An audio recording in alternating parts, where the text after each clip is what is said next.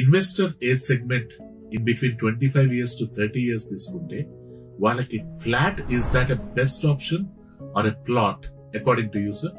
Sir at any given point of time I would say, అంటే not because మేము plotting business లో ఉన్నామని కాదు, బట్ రియలిస్టిక్ గా మీరు if you look at the data and if you look at the growth trajectory of any real estate market, Hyderabad అనే కాదు any market మీరు చూస్తే గనక ఫ్లాట్ కంటే కూడా plot at any given point of time is a better and a better option. Okay, without any second thought. Reason ఏంటంటే అండి, మీరు ఫ్లాట్ కొన్నారు, ఓకే, ఒక సర్టెన్ ప్రైస్ లో కొన్నారు.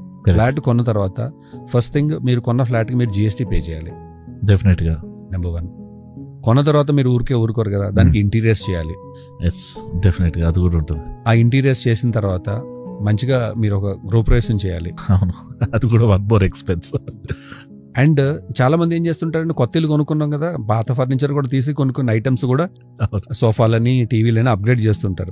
So it comes with a package for you. అవును, ఏంటంటే and also interest కూడా, home loan interest every month home loan మీరు ఇంట్రెస్ట్ పే అది కూడా ఉంటుంది. అవును. సో ఏమవుతుందంటే అండి, మీరు అది కొనడం వల్ల వచ్చేటటువంటి అప్రిసియేషన్ ఏదైతే ఉందో, ఆ అప్రిసియేషన్ ని ముందే మీరు ఇక్కడ ట్యాక్స్ రూపంగా పే చేసేస్తున్నారు. కరెక్ట్. సో నిజంగా మీరు చూసేటటువంటి అప్రిసియేషన్ ఏదైతే ఉందో అది మీకు వచ్చేది చాలా తక్కువ. కరెక్ట్. వేరేజ్ ఇప్పుడు దాన్ని ప్లాట్ తో కంపేర్ చేద్దామండి. ఒక ప్లాట్ అంటే ఏంటి, మీకు x number of square yards into certain value. అవును, కొనుక్కున్నాము, రిజిస్ట్రేషన్ చేయించుకున్నాము, దే రెంట్స్ ద మ్యాటర్.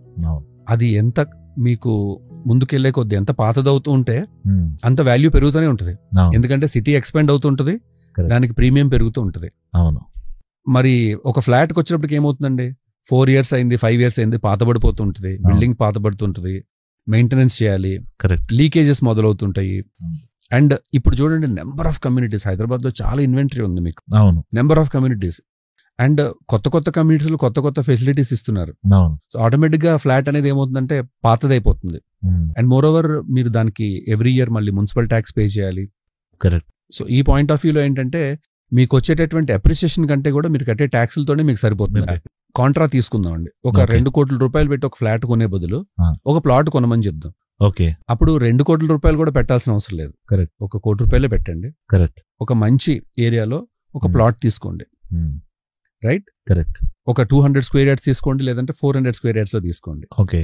ఇప్పుడు మీకు ఫ్యూచర్ లో నా సొంత ఇంట్లో ఉండాలనేటటువంటి ఆలోచనే ఉందనుకోండి, అవును, you can do one thing. ఇప్పుడు ఓకే, ఎర్లీ బర్డ్ ఆఫర్స్ ఉంటాయి. అంటే ప్రాజెక్ట్ స్టార్టింగ్ స్టేజ్ లో మీరు తీసుకున్నారనుకోండి, మనకి ఒక బెటర్ రేట్ లో దొరుకుతున్నాయి. కరెక్ట్. రైట్.